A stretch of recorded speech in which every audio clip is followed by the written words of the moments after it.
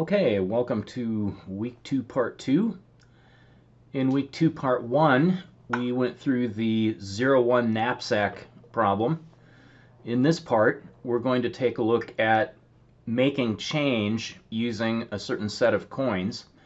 And there are actually two different formulations of this that you might encounter. Well, there may be other formulations as well, but these are the two common ones. Okay, so each of them has the same basic setup. You have some set of coins, and each of the coins has an integer value. The different coins have different denominations from each other. And from this set of coins, in order to make change, you can use as many copies of each coin as you wish. So as a trivial example, let's suppose that one of your coins is a penny and you needed to make change for 4 cents. Well, you can do that by using 4 pennies.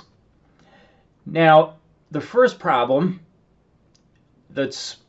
or one of the two problems, maybe I should have called these problem A and problem B, I don't know. One form of this problem is to find the minimum number of coins from the set of coins that's available in order to make some value of change that is greater than or equal to 0. And the other kind of problem is to figure out how many different combinations of coins can be used to make some value of change. So here we have a trivial example. Our coin set consists of just a penny and a nickel, and the minimum number of coins, if we want to make change for 2 cents, is 2 coins, okay? The minimum number of coins that we need to make change for 2 cents from this set of available coins is 2 coins. That is, we can use 2 pennies. The minimum number of coins to make 11 cents worth of change is 3. And we do that by using 1 penny and 2 nickels. Now, in the case of 2 cents of change, there is only one way of making this change. The only way we can do that is to use 2 pennies. But for 11 cents, there are many different ways that we can make change. We could use 11 pennies. Okay, so that's the I was going to say brute force. I don't know. I mean, it's just that's the idiot approach of just making a bag of pennies and handing it back. Or we could use a nickel and 6 pennies, or we could use 2 nickels and a penny. Okay, so of these 3 possible combinations, one of those combinations has the smallest number of coins. But you might be asked either for the minimum number of coins to make a certain value of change, or for the number of combinations of coins that you can use to make a certain amount of change. Now, most actual money is structured in a very reasonable way. For example, in the United States, we have pennies, nickels, dimes, and quarters as the most popular coins that people use to make change. There are 50-cent pieces and there are dollar coins, but those are frankly not used very often. Partly because the 50-cent pieces are so big and the dollar pieces are about the same size as a quarter and people get confused. Okay, so 1, 5, 10, and 25 cents are the most common things. Now, there are 2 properties that these coins have, first of all, that are important. First of all, we do have a 1-cent coin, so it will be possible to make change for any amount of pennies, for any value of pennies, for any amount of change greater than 0. The other thing that's a little bit subtle here, that nevertheless is important, is that each successive coin is worth at least twice of the previous coin. Okay, so 5 is worth at least twice of 1, 10 is worth at least twice of 5, 25 is worth at least twice of 10. The importance of this is that we don't need to resort to a dynamic programming algorithm for making change with American coins. We can use what's called a greedy algorithm, which is faster. And now I'm going to tell you everything you need to know about greedy algorithms in 40 words or less. Okay, so basically a greedy algorithm at each step makes what appears to be the best possible choice at the moment. And we simply don't worry about whether we might at some point in the future have made a better choice. We're going to just make the what appears to be the locally best choice, and we're going to keep moving on. The big advantage of a greedy algorithm as opposed to a recursive algorithm or a dynamic programming algorithm is that it's extremely fast. You know, we just make decision, decision, decision, decision, and that's it. And for many situations, we get a solution that's good enough. You know, it's cheap enough, it's close enough to what we want that we can just go ahead and go with that solution. However, it is absolutely not guaranteed to produce some kind of globally optimal solution. It may or may not. Now, fortunately, because of the properties that American coins have, it turns out that if we use a greedy algorithm, we will actually get a global optimum. Now, if you think about this in real life, except for people who have trouble counting, you've probably never considered it a problem if you're using American money to just make change for a certain amount. I mean, it's really obvious what you do. You subtract quarters until you use quarters until the value gets below 25. Then you use dimes until the value gets below 10. Then you use nickels until the value gets below 5, and then you use pennies. I mean, it's really straightforward. Nobody has any trouble with it. And so here is an implementation of that.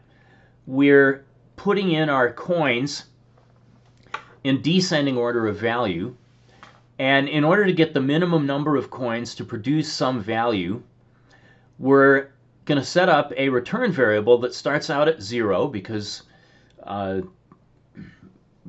we're going to be adding coins to the number of coins that we're going to return, so we start from 0.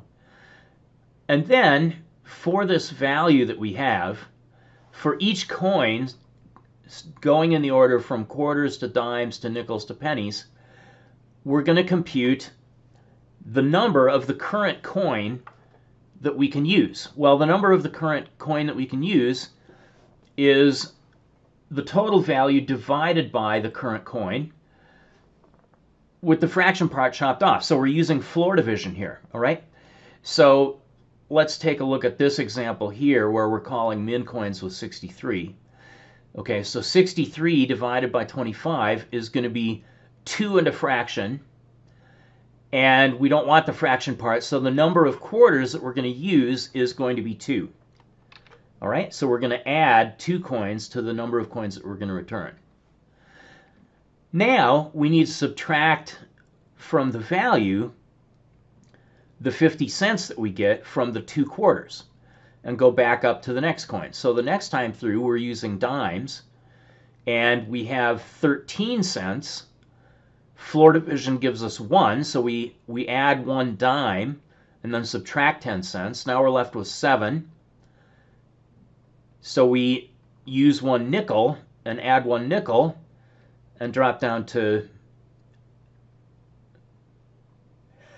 Now I've lost track.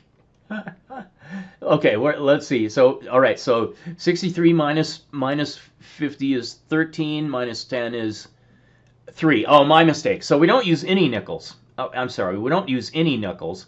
We use 0 nickels. So we've got 2 quarters, 1 dime, and then we're going to end up with 3 pennies. So we've got the minimum number of coins that we need to make change for 63 cents is 6.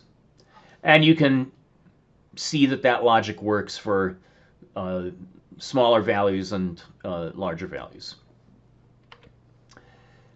Now, let's suppose that we have a collection of coins that does not have this nice property that each coin is worth at least twice as much as its predecessor.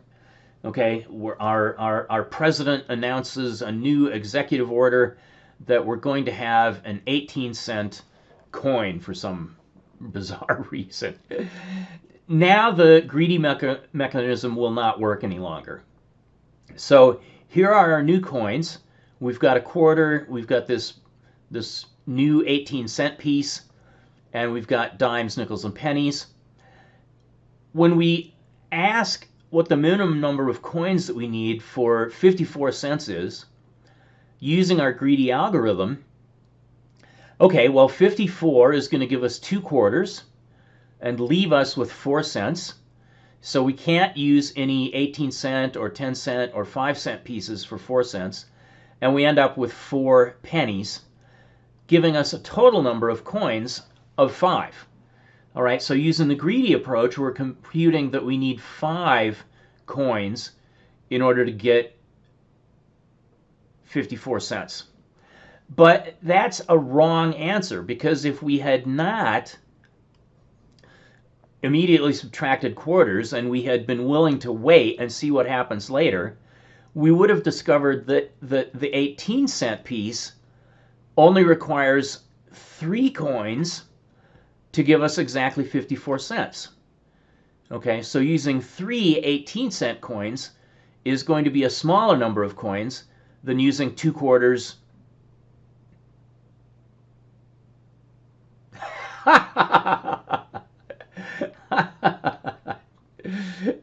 2 quarters. I think there should be a 6. Anyway, you get the idea here. That because the decline in the coin values is not by at least a factor of 2, our greedy algorithm gets messed up.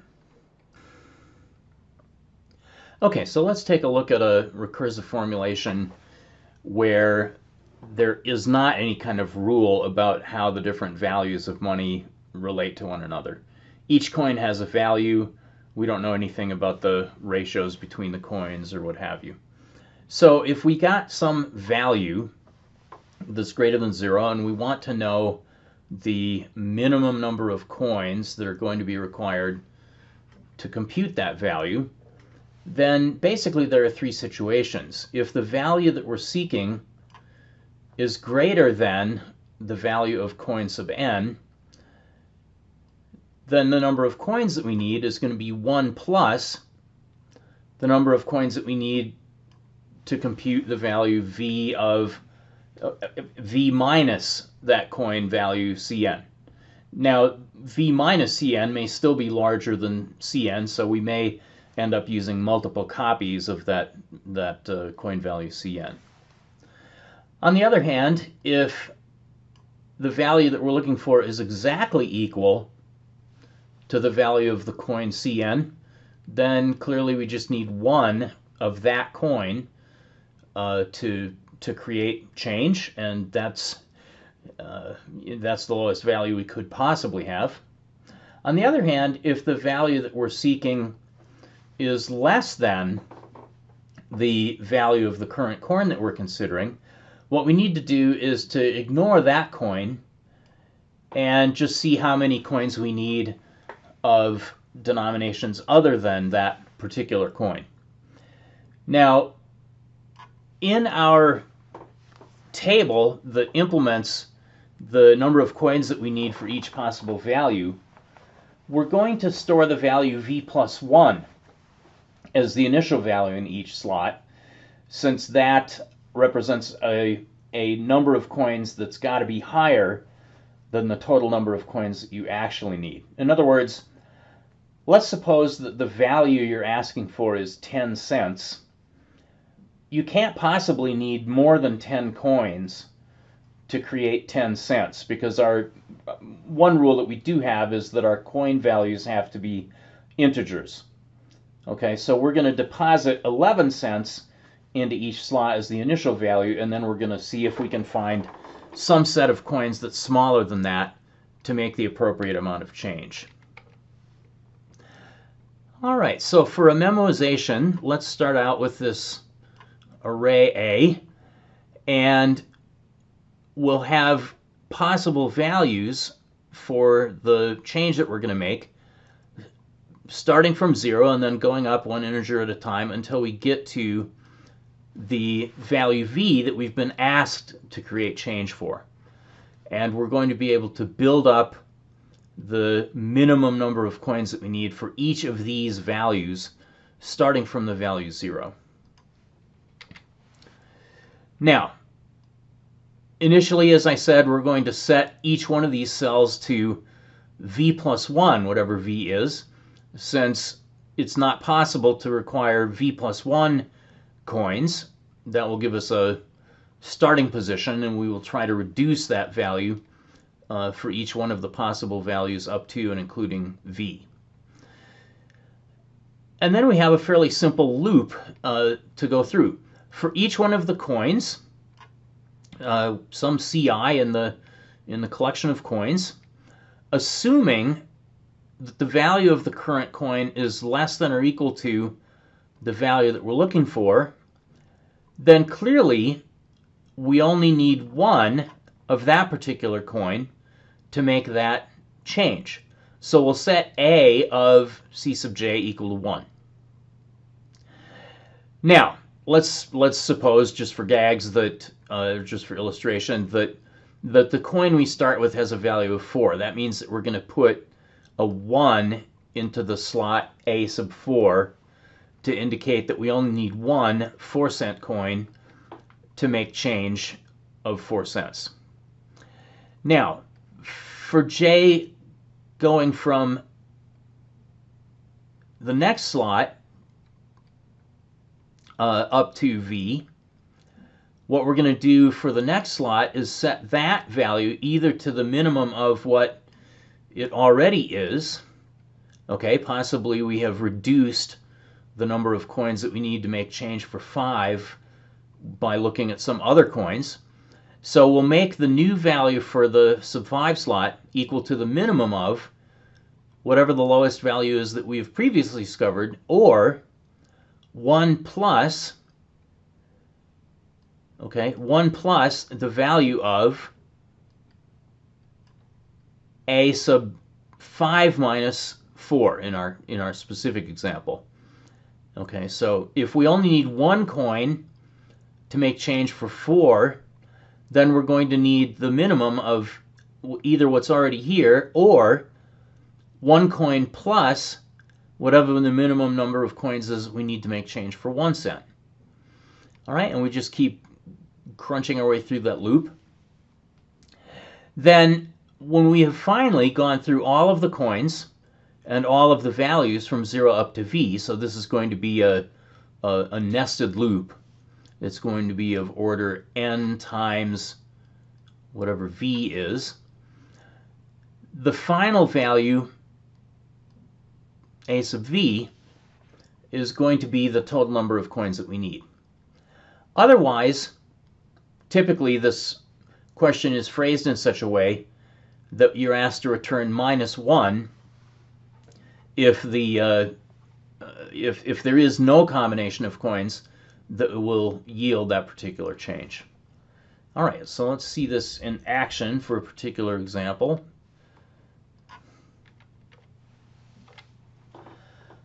Let's suppose that the value that we're trying to make change for is 10 cents, and we have these coins with values 2, 3, and 6.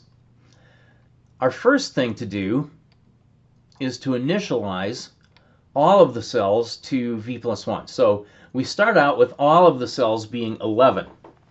That's an impossible number of coins to make change. We can't possibly need 11 coins to make change for a value of 10, but that's a ceiling that we'll start from.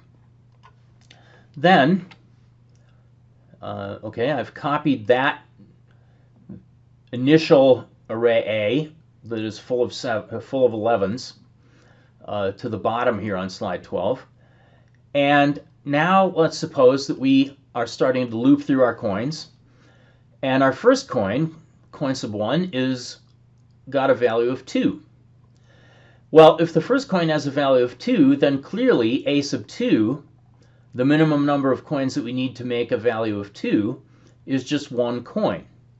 So we fill in a 1 into a sub 2. Then we go through all of these subsequent values, 3, 4, 5 up through 10, and we set each one to the minimum of either what's already there or one coin plus the minimum number of coins that we needed to make change for 2 cents less than our current value. So in other words, for the 3 too many clicks. If we're trying to make change for 3 cents and we're doing that using 2-cent pieces, what we're going to ask for is the minimum of either the value that's already there, which is 11, indicating that so far we have not discovered any way of creating change for 3 cents, or 1 for the 2-cent coin plus the number of coins that we need to make change for 1 cent. Okay, we're at value equals 3, and one possibility is that we can't make change, so we've still got 11 there. The other possibility is that we need 1 2-cent coin plus the value of a sub j minus 1. Well, that's also 11. So the minimum of 11 versus 1 plus 11 is still 11. And that makes sense. We cannot make change for 3 cents using only 2-cent coins. Now, on the other hand, for 4 cents, if our value is 4 cents, then the current value of a sub j is 11, but we can also make change for 4 cents by using 1 coin plus however many coins we needed for 2 cents. We only needed 1 coin for 2 cents, and so for 4 cents we need 1 plus 1, and that gives us our value of 2. As we continue on with this coin having a value of 2, it's going to be obvious that we can't make change for any odd-numbered value just using 2-cent coins. Whereas for even-numbered values, we can make change for 2 cents using 1 coin, 4 using 2 coins, 6 using 3 coins, 8 using 4, and 10 using 5 coins. Okay, so that is our second run through. We initialized everything to 11s at first. Now we've gone through again using our 2-cent coin, and we've been able to reduce the number of coins that we need for the even-numbered values in the array. All right, so I have copied that down here on the bottom of slide 13. Now we're considering our next coin. Okay, I've got a typo here.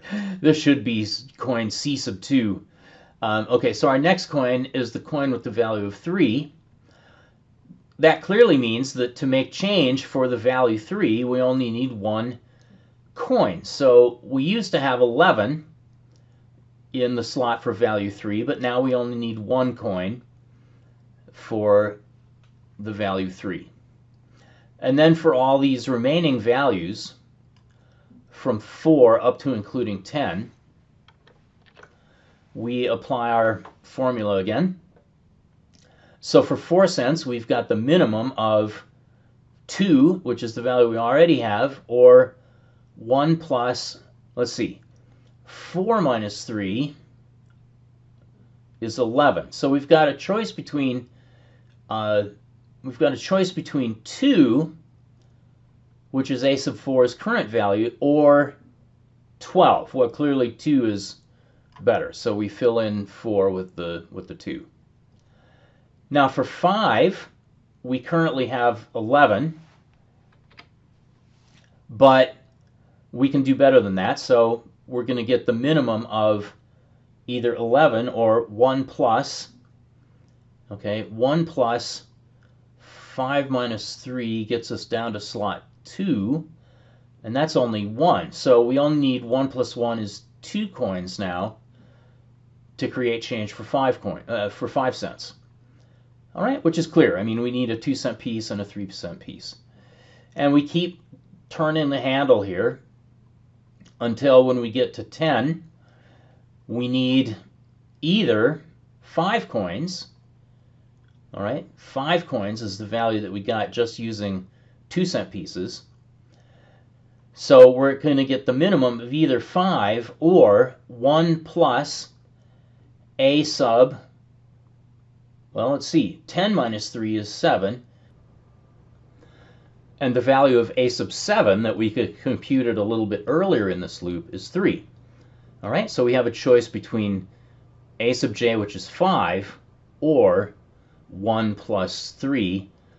And from that we get that we need 4 coins using the coin 2 and or the coin 3. And that's, again, that's fairly clear. We need 2 3-cent pieces plus 2 2-cent pieces to get ourselves to a value of 10.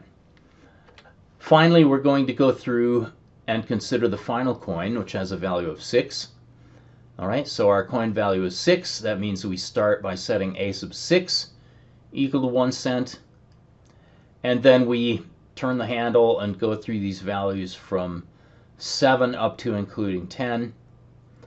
And set each one of these to the minimum of whatever value it had before, or 1 plus the number of coins that we needed for 6 cents below whatever value j has. So for 7, we have a choice between 3, that's the value we had before, or a sub 1 plus 1, so we have a choice between 3 and 12. We'll take the 3. Then for 8, we have our choice between 3 and 1 plus a sub 2, so that's 2. All right, so we'll take the 2 there. And when we finally get to the end, where we have our old value, our previous value for the value of 10 was 4 coins, 2 3-cent coins plus 2 2-cent coins. Now we're going to need either 4 coins or 1 coin plus a sub 10 minus 6, that is 1 plus a sub 4. Well, a sub 4 was only 2 coins, all right, and so 4 is worse than 1 plus 2 is 3. So we need 3 coins now to make change for 10 cents using the coins 2, 3, and 6. And it's easy to see what those are. It's going to be 1 6-cent coin and 2 2-cent coins. Okay, so that is our algorithm. It's a nested loop. So the performance of this is going to be the number of coins times the size of the value. So the time performance of this is going to be the order Vn. V is the value, N is the number of coins. So in this case, where the value is 10 and we have these coins 2, 3, and 6, we return that we need 3 coins to make change for 10 cents. It could happen that the final slot in this array contains the value 11 still. And in that case, we'll return -1 to indicate that we cannot make change. What would be an example? Well, we have a trivial example that we already saw. What if we asked for change for 9 cents and the only coin that we had available to us was 2-cent coins? We can't make change for 9 cents out of 2-cent coins. So if that's what we're asked to do, we're going to end up with an 11 in that slot for v equal to 9. We'll discover that that value is not less than 11, and so we'll return -1 in a situation like that to indicate that we cannot make change. All right, so that takes care of the minimum number of coins problem. The other form of this question is, how many combinations of coins do you need in order to produce a certain amount of change? And let me catch up here. Okay. So how many combinations of coins could you use to create some certain amount of change? Well, let's think this through, okay? If the value that we're asked to find is 0, then in this case, there's only one possible way of making 0 in change, and that is the empty set of coins. Okay, we're going to include the empty set of coins as the one way of producing a value of change of 0.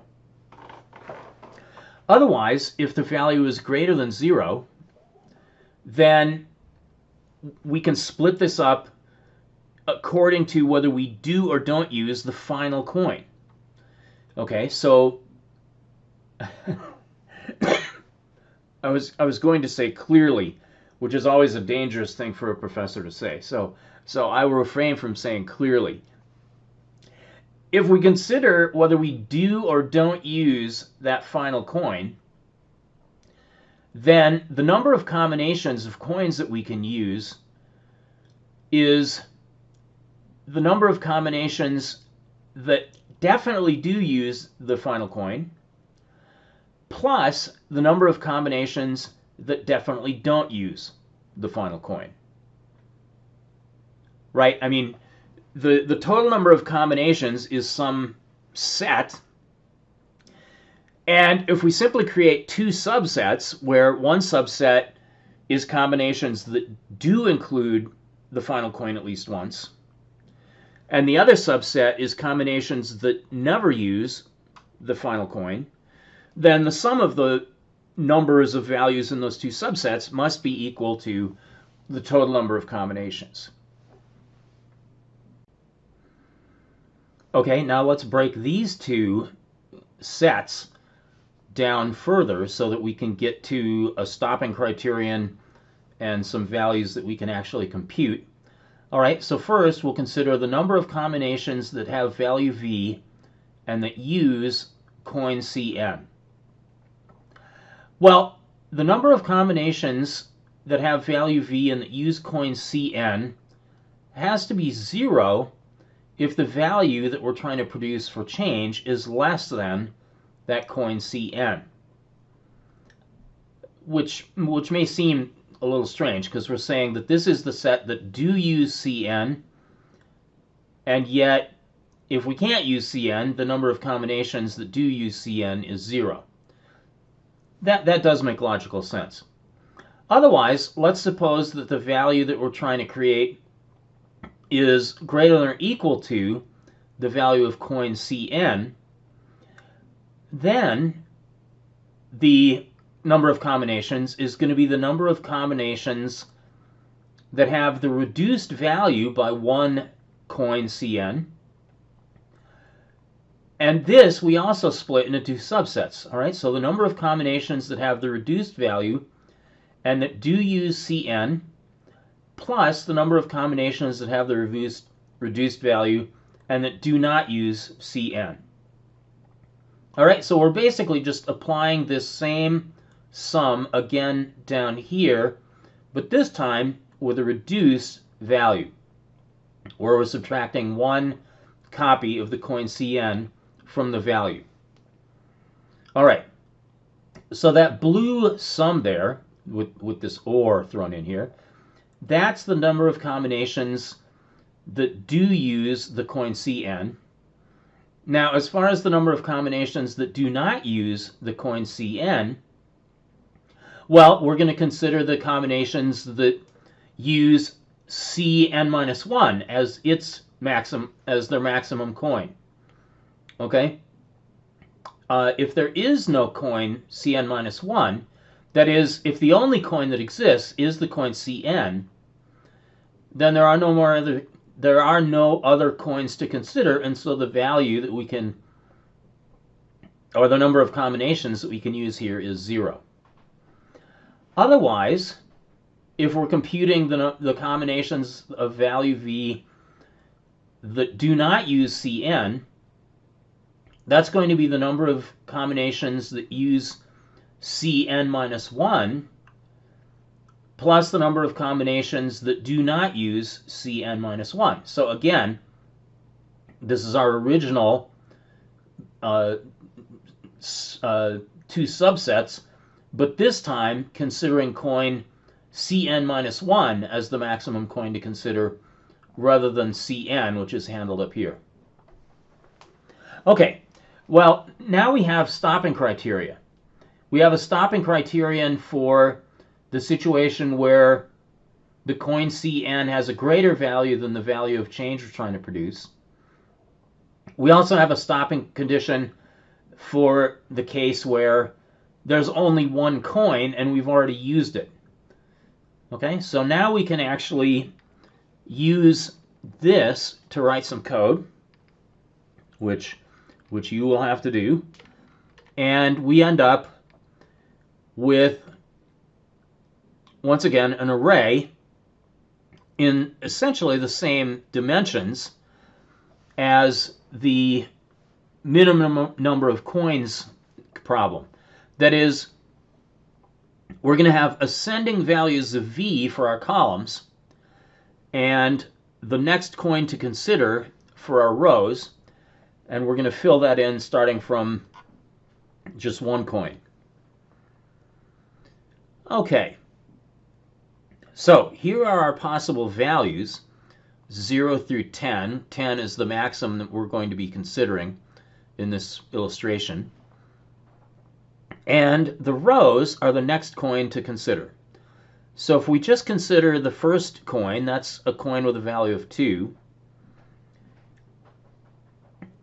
Now, there is one combination of just that coin that produces a value of 0, and that's the so-called null set. Okay, so there is one way of producing a change of 0 with just a coin with a value of 2 cents, which is the empty set, no coins. There are 0 ways of producing a value of 1, and that's from this condition here, where the value that we're trying to produce is less than the coin, so that's a 0, plus another 0 because there are no other coins. So we get a 0 plus 0 is 0 for that case. Using a coin with a denomination of 2, there's only one combination that will get us to 2 cents, which is one 2-cent piece. There's no way of getting odd values, so those are all zeros. And using just one coin, there's only one way of getting even-numbered values, all right? So if we want to compute the value 4, there's only one way to do that, all right? So let's see, 4 is not less than 2. So what is the number of combinations of value 2 using coin with a value of 2? Well, the number of ways of producing, the number of combinations of coins that produce a value 2, we've already computed, and it's 1.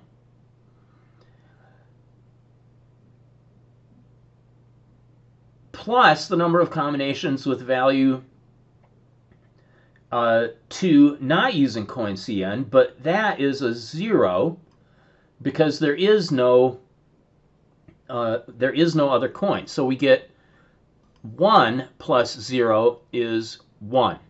And that logic follows through for any even amount of change. There is only one combination, if we only have a coin with a value of 2, of producing an even value of change. We can produce change of 2 using 1 2. We can produce a value of 4 using 2 2s, a value of 6 using 3 2s, and so forth. So there's only one combination for each even-numbered value.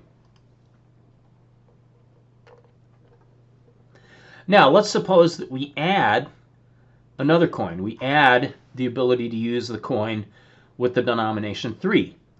Well, as we described before, there's only one way of producing a value of 0, and that is with no coins. There is no way of producing a value of 1. Okay, because 1 is less than 3, so this is a 0. And if we add the number of combinations using coin Cn minus 1, that is this value. So we're adding 0 plus 1 to get 1. There's only one way of producing a combination of coins with value 3. And that logic also continues. And here I've highlighted the cells that are used to compute these things. So if I have a value of 3, sorry, too much. All right, so if I have a value of 3, then there are 0 ways of doing that using just the 2 coin. There's one way of producing a value of 0 using the 3 coin, and so the number of combinations that we can use to get 3 is the sum of those two values. Okay, because we start with a value of 3 here, and we subtract 3 and discover that there's one combination that will get us to 0, and so this 1 here is the sum of those two cells. And that just continues. So this 1 here is the sum of these two cells, this one is the sum of these two cells, etc. And I won't belabor marching through this. We're just adding up cells as we go. Now, if we have a coin whose value is 6, if we add consideration of that coin whose value is 6, then for all of these possible values, 0 through 5, we can't use this coin 6.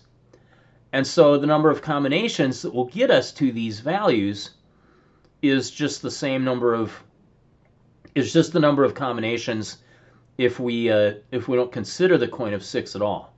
So these first 6 values here from v equals 0 to v equals 5, those are just copied down. And then we finally, when we get to producing a value of 6, now we have 2 ways of producing a value of 6 just considering coins 2 and 3. And we also have one more way of producing a value of 6 using the coin 6. And let's confirm that that makes sense. All right, so how many ways can we get to 6? Well, we can use 3 2s, we can use 2 3s, or we can use 1 6. Those are the only 3 possible ways that we can get to a value of 6. And the rest of this array is filled in the same way. So, if our target value is 10, if our target value is 10, using these coins 2, 3, and 6, there are only 3 possible combinations of coins that will do that. Namely, we can use 5 2s, we can use 2 3s and 2 2s, we can use 1 6 and 2 2s. Those are the only 3 combinations of coins that will enable us to produce a value of 10. Okay, and so that gets us to the conclusion of these 2 different forms of combinations of coins questions that you might encounter. And you're going to have to implement code to represent these this memoized recursive approach to solving each of these 2 problems. All right, onward ho.